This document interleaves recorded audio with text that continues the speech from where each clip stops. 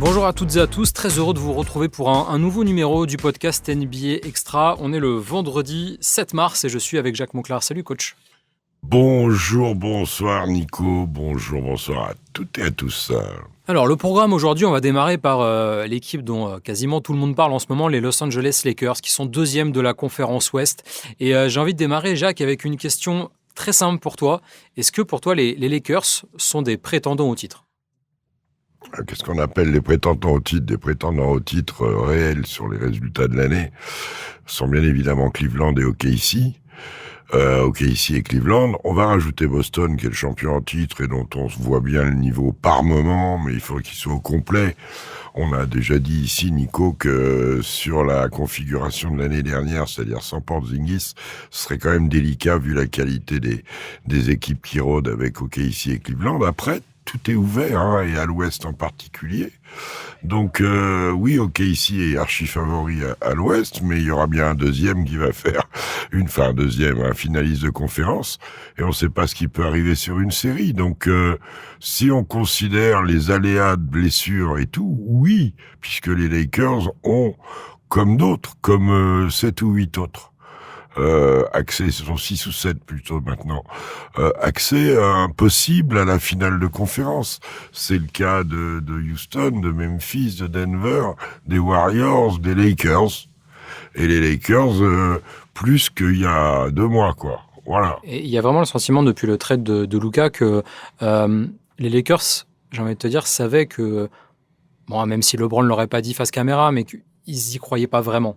Depuis le trade de Doncic, il y a une nouvelle dynamique qui s'est enclenchée, il y a des ajustements qui sont encore à faire, mais ça déroule beaucoup plus qu'avant et on a l'impression qu'en fait, il y a une confiance générale, globale, qui est sur ce groupe. Enfin, oui et non. Il y a des moments où oui, il y a une victoire fondatrice, c'est celle quand ils vont gagner à Denver, de 13 points en plus, et depuis ils enchaînent. Ils sont sur 8 victoires de suite actuellement. Oui, bien sûr. Ça passe un peu inaperçu parce qu'il y en a 12 pour Cleveland, mais oui, bien sûr. Et ils sont deuxièmes à la lutte avec Denver pour la deuxième place. Ils ont un calendrier d'ici la fin qui est à la fois pas cadeau, mais pas impossible. Non, il reste 20 matchs. Les Lakers sont dans une situation de play-off à coup sûr. Et top 4 très probable, et pourquoi pas top 2. Tu vas me dire, ça se finira 3, ça c'est bien possible. Maintenant, il faut se rendre compte aussi que quand on te file Luka Doncic, même si on t'enlève beaucoup de défense, beaucoup de rebonds, des habitudes de jeu, un volume d'attaque aussi, avec Anthony Davis, tu as Luka Doncic qui, parce qu'ils sont quand même, ça a été totalement sous-estimé, ça, mais Luka a porté Dallas depuis 3, 4, 5 ans à un niveau extraordinaire quand même. Souvenez-vous, ils ont terminé la tentative de Phoenix post-finale NBA en allant les découper chez eux. Il a porté l'équipe. Alors oui, l'année dernière, il a fait une finale de NBA qui était un peu horrible. Dans le comportement, on s'entend, parce que les chiffres étaient là, mais le comportement était complètement décalé. Mais ils ont oublié ça. Donc Luka, il apporte ça aussi, et dans un premier temps, sans mettre un panier, parce que c'est un faiseur de jeu. Et que si t'associes un joueur comme ça à LeBron, disons que c'est plus facile de jouer autour. C'est dur, parce qu'il faut s'adapter. Par exemple, hier, J.J. Redick qui fait plutôt une bonne saison. Oui, on va en parler juste après. Même une très bonne saison. Une fois qu'il a trouvé les 30 points de LeBron et de Luka, ce qui est bien pour Luka de revenir comme ça, post-blessure et intégration, il faut trouver des joueurs, et hier, ça vient du banc. Parce que Austin Reeves est en travers, parce que dans les starters, c'est Connect et Gabe Vincent hier qui mettent dedans. Donc il arrive à pianoter, il arrive à masquer dedans en attendant que Maxi Kleber revienne. Oui, les Lakers sont candidats à la finale de conférence, dont de facto candidats au titre. Justement, je voulais reparler un peu de la défense des Lakers parce qu'on leur a annoncé la catastrophe avec le départ d'Anthony Davis, qui fait partie des 4-5 meilleurs défenseurs de la ligue, peut-être quand il joue déjà. Sauf qu'en fait, depuis le trade de Doncic, les Lakers, c'est la meilleure défense de la NBA, statistiquement. Ouais, il faut donner du crédit à l'arrivée de Finney-Smith, qui est du retour de Vanderbilt. Et du retour de Vanderbilt, qui sont des vrais joueurs, bons défenseurs, que Luka fait des efforts et que sur les placements, il connaît, quoi. Après, physiquement, c'est pas un monstre, mais il est malin. Quant à LeBron, il suffit qu'il s'implique un peu plus. Mais c'est une énergie collective autour de renforts puis Jackson Hayes, il a cette qualité de dissuasion en hauteur. Il a la verticalité qui correspond à ça. Donc oui, ça tient. Est-ce que ça tiendra sur des séries? On le saura, parce que si on regarde le classement aujourd'hui ou demain, les Lakers, ils peuvent très bien prendre en finissant 3e les Warriors au premier tour, ou Minnesota, qui bataille aussi pour la 6e place. Il va y avoir un premier tour, même pour le 7e, je dirais qu'OKC sera un peu à part sur ça quand même, mais un premier tour de 2-7, 3-6, 4-5, ça va être terrible à l'Ouest. Je pense que la 3e place, elle est vraiment... Enfin, si les Warriors sont 6, c'est peut-être le pire... ça sera certainement la meilleure équipe à... Warriors, Minnesota, ou alors ils arrivent à revenir sur Houston et Memphis. Memphis a 4 matchs d'avance sur les Warriors. Ça paraît beaucoup. Ça paraît beaucoup, et Houston en a 3 à 20 matchs de la fin. Bon, ils se rencontrent. Il y a Warriors, Memphis et Warriors, Rockets. Ils se rencontrent, ça peut se faire, mais ils peuvent en perdre 4, les Warriors, mais il faut gagner les oppositions directes. Donc faire 16 sur 20. Exactement, ce qui est pas simple. Non, tu sais, quand on regarde l'Asted en ce moment, ils sont à 8-2, mais il faut qu'ils maintiennent leur 8-2. On va pas changer de sujet, mais avec la forme de Stephen Curry, ça peut mais pas que, le faire. Là aussi, il est plus libre. Il est moins attaqué. C'est-à-dire que... Non, mais un peu comme pour l'arrivée de Doncic, en fait. L'arrivée de Butler a créé une dynamique, et tout le monde, en fait, il y a une sorte de nouvelle énergie qui se dégage de ce groupe. Quels que soient les errements qu'a pu avoir Luka dans l'hygiène, dans tout ça, mais Nico Harrison, il s'est occupé très bien de Kyrie Irving mentalement. Il avait montré que cette franchise restait humaine, et ils ont oublié ce débat-là, parce qu'ils avaient, à mon sens, peur de payer la maxi extension de l'histoire et devoir payer autant d'argent à Luka. Mais ils savent pas à quel point ils se sont gourés. Ils commencent à le oui, parce que le karma, en plus, le karma est terrible pour eux, mais sur le principe même de l'échange, de par l'âge, de par ce qu'il a fait pour eux, de par là où il les a emmenés, ce qu'il leur a créé, l'erreur est abyssale. On va enchaîner juste après sur Dallas, mais pour revenir aux Lakers, tu disais que leur calendrier était pas si compliqué. Non, j'ai pas dit ça. Qu'il y avait des matchs difficiles, mais que ça allait. Ce sont des grosses équipes. Ouais, mais il y a beaucoup de grosses équipes, en fait. Alors là, ils jouent pratiquement que le haut du tableau. Ils jouent pas Utah. Et beaucoup à l'extérieur. Oui, il faut bien, parce qu'ils sont beaucoup à la maison. Ils en ont joué beaucoup à la maison. Non, mais tu vois, regarde, là, samedi soir, ils vont chez les Celtics. Ça sera d'ailleurs sur Bein. Ensuite, ils enchaînent un back-to-back Bucks-Nuggets. Ils vont jouer, alors aussi à domicile cette fois, Nuggets et Bucks, back-to-back aussi. Les Nuggets, par exemple. Ils vont chez les Pacers et les Grizzlies. Oui, la fin de la saison. Ils jouent deux fois le Thunder. Les autres aussi, il va falloir qu'ils les jouent. Bien sûr. En plus, on est une année où finalement, on a 2 équipes il y a souvent le shutdown, tu sais, les 15 derniers jours, 10 derniers jours, les équipes. Mais là, le Thunder et les Cavs sont tellement hauts qu'ils ont une projection quasiment à 65 plus. Alors qu'à 65-70 matchs, tu rentres un peu dans l'histoire de la NBA. Il n'y a pas tant d'équipes que ça. Ouais, je crois que les Cavs sont sur le 8e bilan de l'histoire, là, actuellement. 7e ou 8e. Et les autres, ils sont à un match. Ouais, ils sont juste derrière. Donc, c'est énorme. C'est absolument énorme. Donc, ils vont peut-être pas ralentir. Denver et les Lakers, ils ont un peu derrière eux quand même Houston qui est par là. Et entre les deux, ça fait un changement d'être 2e ou 3e quand même. Déjà, tu prends pas OKC avant la finale. Ouais. Avant la finale, ce qui à l'Ouest est un épouvantail. Donc on peut peut-être ne pas avoir ou pas beaucoup des rotations, oui, des shutdowns, non. comme quand Denver, avant l'année du titre, met 10-15 jours Jokic à l'herbage avant les playoffs.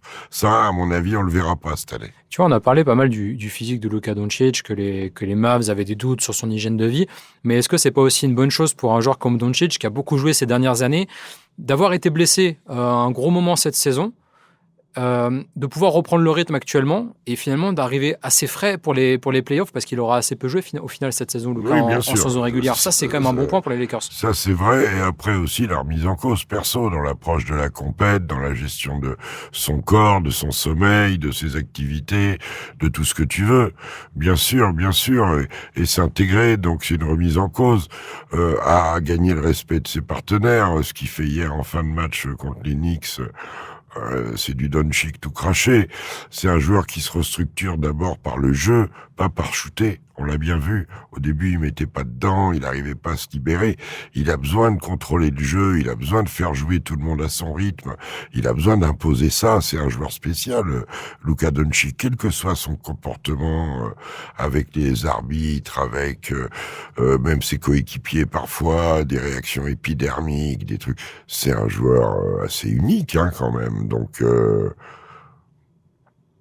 Et par rapport à Doncic, justement, tu as un LeBron James qui porte moins la balle, qui a aussi besoin de faire moins d'efforts en attaque, qui peut aussi plus se concentrer sur la défense et avec un jeu plus loin du ballon pour LeBron quand Doncic a la balle.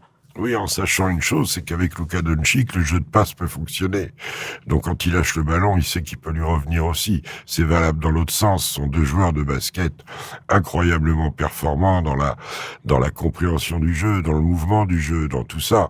Alors ils peuvent le réduire à tout moment en jouant eux-mêmes.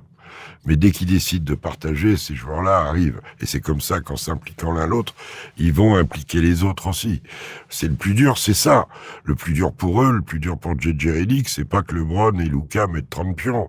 Le plus dur, c'est qu'eux, ils mettent leurs points, mais que les autres soient bons autour. C'est ça qu'il faut obtenir. Et en ce moment, les Lakers l'obtiennent déjà en défense et parfois en attaque. D'où cette série de victoires, d'où cet enchaînement, cette espèce de confiance. Puis c'est une équipe sympa à voir jouer. Ça, oui, très sympa. Voilà, même, ouais. ça nuit pas. Il se passe des choses, il y a des moves. On voit aussi LeBron battre des records tous les jours dans la qualité de ce qu'il propose à son âge. C'est juste hallucinant. Quant à Luka, il est en train de s'installer. Et là où tu as raison, c'est qu'il a eu physiquement, il aura pour la post-season, si elle est longue, ce qu'il faut dans le moteur, dans le réservoir, ce qui lui avait manqué l'année dernière au final contre Boston. Mais on savait aussi que la conférence Ouest en play-off allait être la mi-noire, comme ça risque de l'être cette année, et qu'en face, celui de l'Est, il arrive quand même moins sollicité et avec plus d'essence dans le moteur. Ça, c'est un peu aussi, même si cette année à l'Est, ça risque d'être compliqué au niveau de la finale avec un potentiel Cleveland-Boston, qui risque quand même. Disons qu'on voit pas un sweep, quoi. Hors blessure, on voit pas un sweep, on va dire, juste pour garantir ça. Même avec une ou deux blessures côté Boston, ça ira sûrement en 6 ou 7 dans tous les cas. Ouais, il y aura des matchs, mais Boston, cette année, tant contre Cleveland que contre OKC, a priori, et puis un autre, pourquoi pas, peut pas se présenter comme l'année dernière, à mon avis, sans KP. Ce sera difficile. On termine juste en parlant de DJ Redick, qui, s'il n'y avait pas, on va dire, la saison fabuleuse des Cavs avec Kenny Atkinson, pourrait vraiment postuler pour le titre de coach de l'année. Ouais, comme on pourrait dire que JB Bickerstaff le mérite aussi. Oui, mais il faut partie de ces 3-4 coachs qui pourraient qui ont une vraie candidature. Il y a souvent, on regarde ça, c'est 3 coachs qui sont à leur première année. Et la NBA aime bien récompenser aussi ce genre de profil. On oublie le profil de Marc Daigneault qui, année après année... Marc Daigneault, il n'a pas eu l'année dernière, Marc Daigneault. Mais ça fait rien, il va gagner 65 matchs. Les back-to-back pour le... Oui, mais il va gagner 65 matchs. Ouais. Aussi. Donc le boulot, il est bien fait par pas mal de coachs. Ouais, mais le coach de l'année, c'est souvent, tu sais, le trophée du coach qui surprend le plus avec son équipe, plus que celui qui confirme. Celui qui surprend le plus cette année, c'est Bickerstaff. Ouais, au Bickerstaff. Ouais, Kenny Atkinson quand même. Et si les Cavs vont chercher plus de 65 victoires... allez, les Cavs, tu les mettais combien? Moi, je les mettais 3 ou 4. Moi, je les mettais 4. Non, okay. 3, allez, 3. Allez, ok, c'est bien. Ouais, c'est bien, mais Okay. pas à 55 victoires Les max, quoi. Pistons, tu les mettais combien? 12. 12? Ouais, 10-12, ouais, dans ces eaux-là, ouais. Ouais, même... Porte du play-in. Porte du play-in Ah, et... quand même. Ouais, je les voyais un peu mieux. Ouais, je les voyais un peu mieux. Mais pas 6, quoi. 6.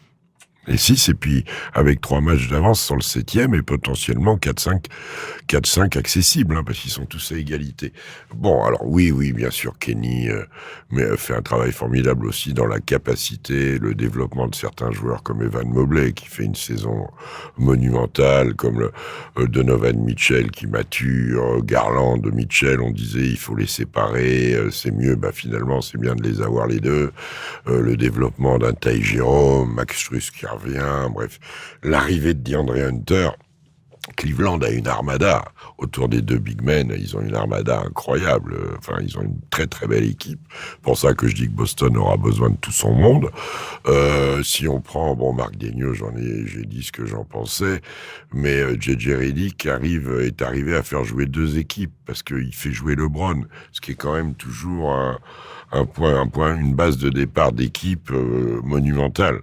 Mais Donc, qui est pas toujours simple à gérer pour un coach. Types de joueurs. On a vu de la même manière que Schroeder a tapé dans le mur de l'implication avec le groupe et la réussite avec les Warriors, c'est arrivé à d'autres. Il y a des joueurs qui fitent pas. Eh bien, D'Angelo Russell, ça a été une longue histoire. Les uns, sous le même maillot, mais les uns à côté des autres. Il sera jamais arrivé à son niveau. Et c'est là où Luka, on voit que c'est un joueur différent, c'est que lui, directement, même s'il a été maladroit au début, s'est glissé dans le truc. Et ce qui prouve aussi que les joueurs savent ce qu'ils font. Et ça, il faut donner crédit à JJ Redick. Après, on verra. Ils ont beaucoup de... Il y a un truc à mettre à son crédit. Fort, je pense pas qu'on en parle assez, c'est que les Lakers, cette année, sont une des meilleures équipes dans les matchs serrés. Et ça montre aussi que le coach fait les bonnes choses au bon moment. Voilà, ça c'est quelque chose à mettre à son crédit. Après, coacher LeBron, c'est toujours particulier. Hein. Souvenez-vous, dans sa carrière, il a eu un cheminement avec les coachs toujours un petit peu chien-chat. Ça s'est très bien fini avec Spoelstra, mais ça avait très mal débuté. Il a toujours ça. Ty Lue, on disait, Ty Lue, on s'est rendu compte que Ty Lue était un vrai coach de haut niveau. D'abord en 2016 quand il le ramasse en out-coachant son adversaire qui était Steve Kerr, mais c'est surtout aux Clippers qu'on s'en est rendu compte parce que sa méthode, elle passait pas inaperçue, mais LeBron est tellement omniprésent, et là on sent que du fait de la confiance qu'il y a entre eux, qu'ils aient bossé ensemble et tout, il est pas dans les temps morts, tout ça, il en fait pas trop. Voilà, il en fait peut-être même moins qu'avant. Mais non, c'est un bon deal. Pour l'instant, ça fonctionne. Mais il est pas obligatoire. Moi, je répète, quant à JB Bickerstaff, j'aime bien donner l'exemple parce que à la fois l'équipe qu'il avait, en y rajoutant finalement peu de choses, elle est partie blabadin. Donc clairement, il y avait des choses qui faisaient pas bien. C'est ce que ça veut dire. Ou que les joueurs exécutaient pas, peu importe. En tout cas, c'était pas effectif. Oui, c'est un peu bizarre pour JB Bickerstaff qui part de Cleveland, ça se passe super bien pour Cleveland, mais il arrive à Détroit. Il récupère l'équipe qui vient de battre le record de défaites consécutives avec une expérience, avec un coach, le pauvre Monty Williams. Enfin, le pauvre, c'est pas qui est quand même un coach référencé pourtant, Monty Williams, tu vois. Qui était, et ça s'est très mal passé. Ah là, oui. Mais ça a été bien payé pour lui, par contre. C'est pour ça que je dis le pauvre, c'est pas la bonne expression. Mais, et ce qu'il fait cette année avec ses Pistons, avec le développement de Osar Thompson, avec bien sûr Cunningham qui est en train de devenir un joueur majeur de la ligue, avec la blessure de Ivy, Jalen Duren, les anciens, Tobias Harris, Hardaway, Malik Beasley qui se mettent là-dedans à bloc, ils ont une équipe du feu de Dieu. Et ils jouent un super basket.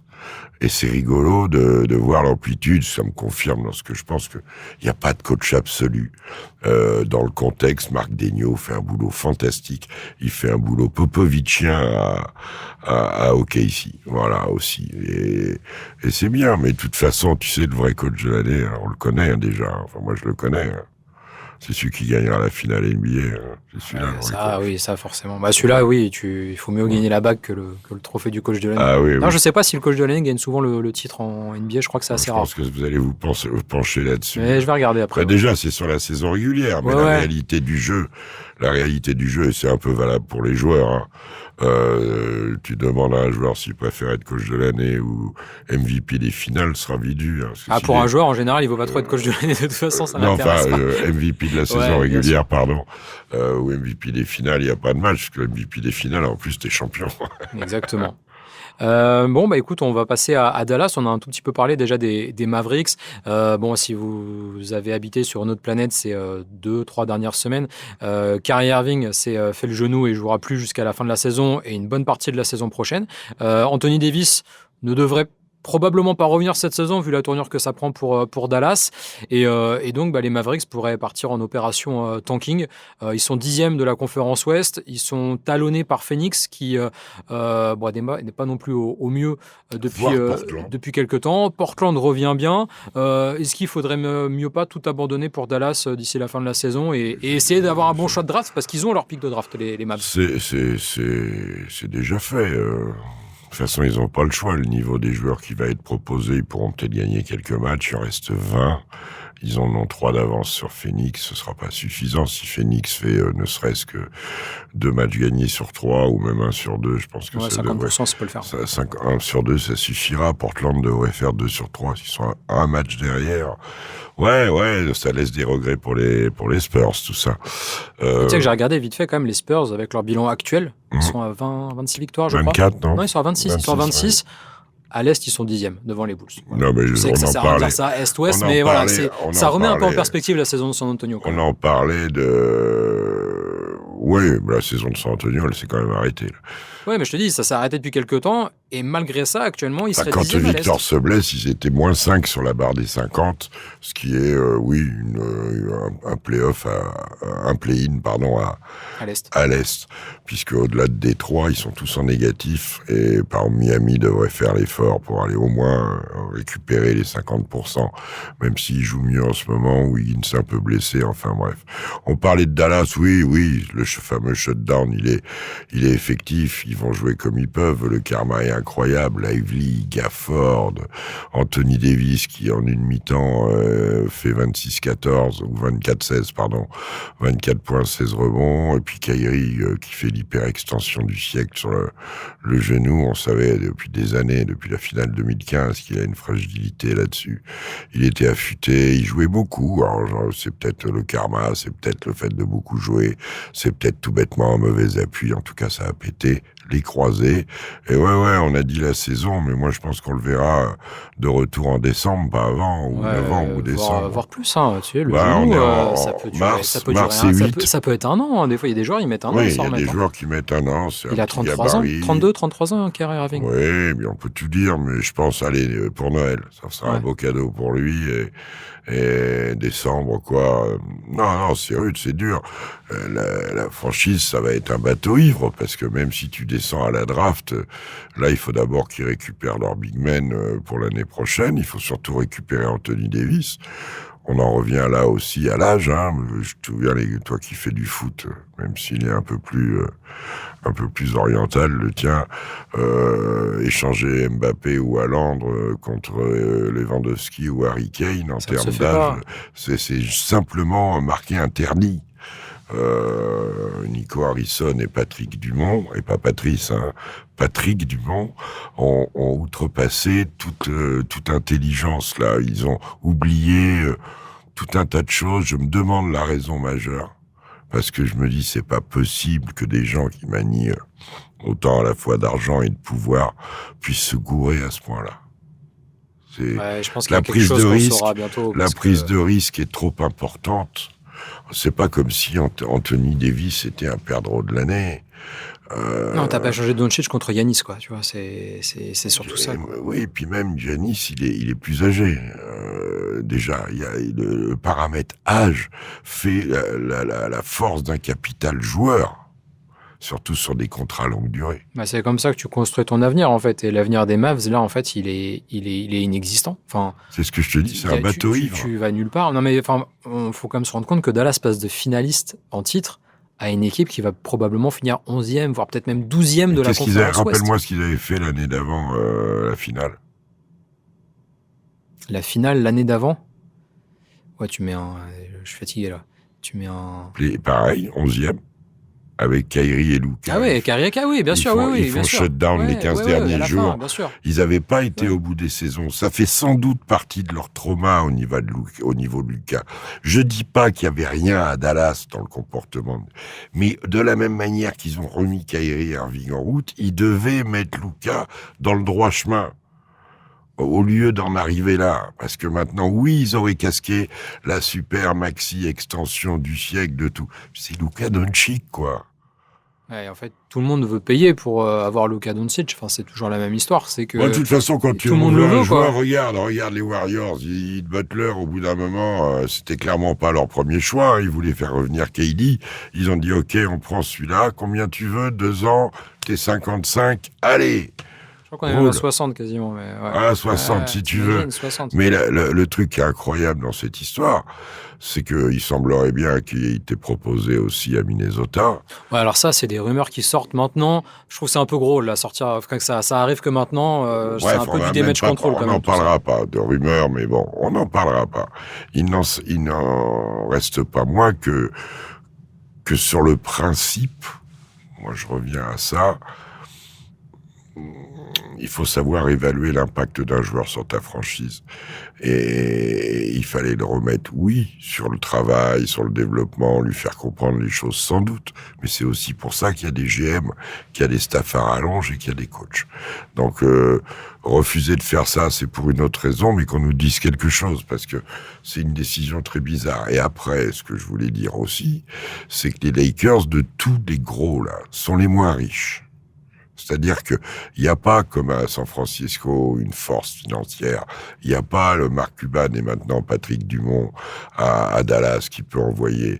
Il n'y a pas le Steve Ballmer. Jenny Buss, elle a de l'argent, mais pas comme tous ces gens-là. Oh, comme à Phoenix, par exemple, avec Matisse Bia. Avec Matisse Bia. Il y en a des beaux... Ce sont les moins riches des gros, les Lakers. Mais là, c'est que God's gift. God's gift pour eux, avec Luka. Non, et puis pour Dallas, j'ai l'impression qu'on sous-estime encore trop souvent, si tu veux, l'impact et la force qu'avait Luka Doncic sur son ancienne équipe. C'est-à-dire que tu regardes le roster de Dallas la saison dernière.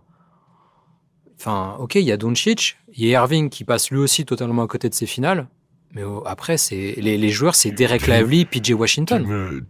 Je sais pas, tu vois. Tu me fais penser à mon fils Julien qui me dit mais Luka, ils ont oublié qu'il a été au final NBA, qu'il a fait ceci, cela avec Pim Pam Poum. Mais c'est un peu ça. En vrai, c'est un peu ça. Derek Lively, il est rookie. PJ Washington, c'est PJ Washington, tu vois. Il était titulaire.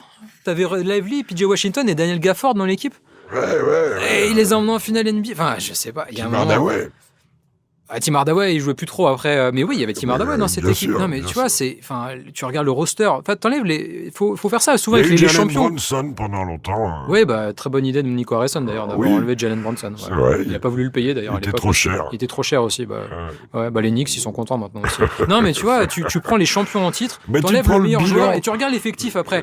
Il y a des effectifs qui sont quand même plus clinquants que d'autres et celui de Dallas était loin d'être le plus brillant. Non, mais Nico Harrison, bien sûr, si on se retourne maintenant, on va trouver qu'il y a 2-3 décisions bizarres.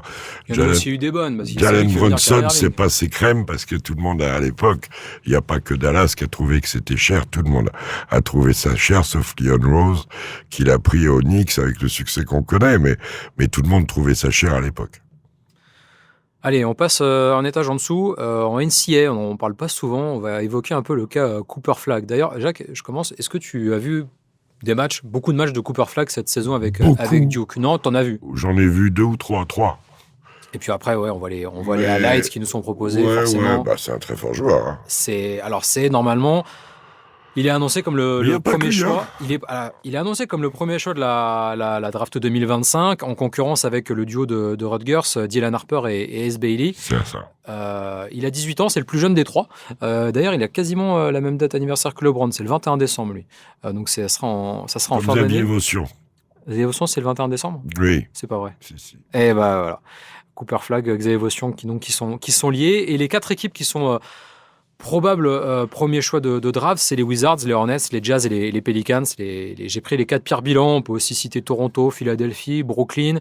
Je crois qu'il y a San Antonio qui vient ensuite. Mais comme Atlanta l'année dernière, c'est qui? Voilà. Où est-ce que Cooper Flag serait le mieux pour toi? Oh, j'en sais rien. Et surtout, où est-ce qu'il faudrait mieux qu'il tombe? Parce que jouer aux Wizards actuellement, ça serait peut-être pas cadeau pour débuter. À force quand même, les Wizards, il y a des jeunes joueurs qui sont quand même potentiellement bien. Il va falloir qu'ils se réorganisent. Ou alors il faut arrêter le basket dans la capitale, ce qui serait dommage. Non, mais j'en sais rien. J'ai pas du tout réfléchi. Si les Spurs, je m'étais juste dit, si les Spurs, avec le cul qu'il y a dans cette franchise, ils arrivent à attraper le numéro 1 encore 2 années de suite. Je crois que c'est Cleveland qui l'avait fait, ça avait donné Andrew Wiggins et Anthony Bennett. Hier on a vu mieux. Mais t'as le droit de pas te gourer, hein. Ouais. Il y a beaucoup de joueurs qui sortent cette année de haut niveau. Non, ça va être intéressant. Mais dans toutes ces équipes-là, alors oui, on peut tirer sur Washington, on tirait beaucoup sur Portland. Regarde, ils font une saison très digne. Je trouve très bizarre ce qui se passe à Washington, parce que finalement, il y a quand même des joueurs un petit peu, il faut remettre tout ça en route, il faut... Donc Cooper Flag, où qu'il aille, il va faire du bien. Il y a la rumeur comme quoi, là aussi ce sont des rumeurs, comme quoi il ferait une deuxième année à Duke, vu que maintenant ils peuvent donner beaucoup d'argent, les collèges. Moi j'y crois pas trop à ça. Ouais, mais on l'évoque. Il y a des gens qui l'évoquent, il y a des gens qui le souhaitent. Moi je le souhaite pas non plus pour qu'il gagne à la manière d'un Banchero dans le développement, l'habitude de la ligue, où on voit Banchero rapidement en NBA réussi à s'imposer et à être efficace. Non, et puis les 2 de Rutgers, il y a aussi le petit Trey Johnson, non, ou un nom comme ça. Ouais, quelque chose comme ça. Je t'avoue que un arrière qui est solide aussi. TJ Edgecombe aussi, je crois. Ouais, enfin il y a pas mal de bons joueurs cette année. C'est une bonne draft. Cooper Flag, pour ceux qui l'ont pas vu, on vous invite à aller voir ses highlights. C'est un poste 3-4, un peu plus de 4-3, 2m05. Il est quasiment à 20 points de moyenne, 7 rebonds, 4 passes, 49% en tir, 38% à 3 points. Et Duke est leader de sa conférence, qui n'est pas la plus dure des conférences. En précisant que c'est sur 40 minutes, hein, c'est pas sur 48. Ouais, du coup là c'est sur 30 minutes. Il joue 30 minutes en moyenne. 30 minutes sur les 40, et puis avec une ligne à 3 points à 6 mètres, comme nous en Europe, là, un peu plus proche, donc c'est à mettre en perspective. Non, c'est un joueur hyper intéressant, et puis qui a progressé au fil de la saison dans l'impact, qui s'est éclaté. Alors est-ce que s'il va faire le one and done, probablement, on verra ça. Pour l'instant, il réserve sa réponse. Il ouvre pas la porte à rester, mais il dit qu'il s'est éclaté. Tout le monde a célébré son dernier match avec le Senior Party Game. Voilà, on verra la suite. Mais c'est intéressant de le voir arriver, hein. Est-ce qu'il a intérêt à atterrir à Utah, par exemple? Moi, j'aimerais bien qu'il aille à Utah. Je pense que ça fit très bien, et je pense que Washington, ça serait vraiment pas un cadeau. Ouais, mais Utah, typiquement, c'est le même joueur un peu que Filipowski, en plus fort. Mais c'est sur ce poste-là. Tu sais qu'il est beaucoup comparé, alors peut-être en plus fort dans le futur, mais à Andrei Kirilenko, qui a joué au Jazz. Ouais. Les comparaisons, ça va de Kirilenko à Scottie Pippen. Voilà, j'ai pris Kirilenko, mais... Oui, c'est plus... on pourrait comparer aussi Pippen, oui, parce qu'il dunk, parce qu'il rentre dans le tas. C'est un couteau suisse sur le terrain. Dans la connaissance du jeu, pick and roll, il peut les poser, il peut les jouer, il peut faire beaucoup de choses. Il y a un côté Larry Bird aussi. Voilà, mais il a du gaz, c'est tout. On va suivre son frère aussi, à l'université of Maine, l'année prochaine. Donc voilà, est-ce qu'il va faire une année avec son frère à la fac contre lui? Pas contre lui, enfin dans la même année.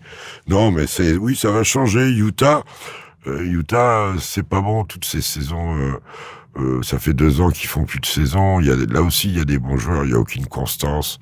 Là aussi, il faut réfléchir à ce qu'ils peuvent faire de mieux et peut-être des changements à faire.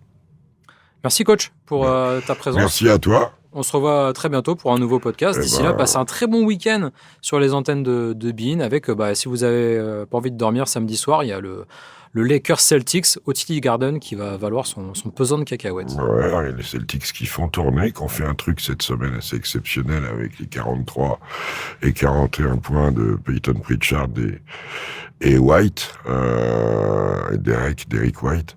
Voilà, on verra. Là, pour l'instant, ils jouent en alternance Jaylen Brown, Jason Tatum. Est-ce qu'ils font un petit peu tourner en vue de la suite? C'est possible. Oui, sachant que Cleveland, ça sera impossible à rattraper. Toujours sans Porzingis. En ce moment, ils sont Jrue Holiday. Et Jrue Holiday manque aussi beaucoup de matchs. Ouais. À suivre. À suivre. Très bonne semaine. Ciao. Ciao.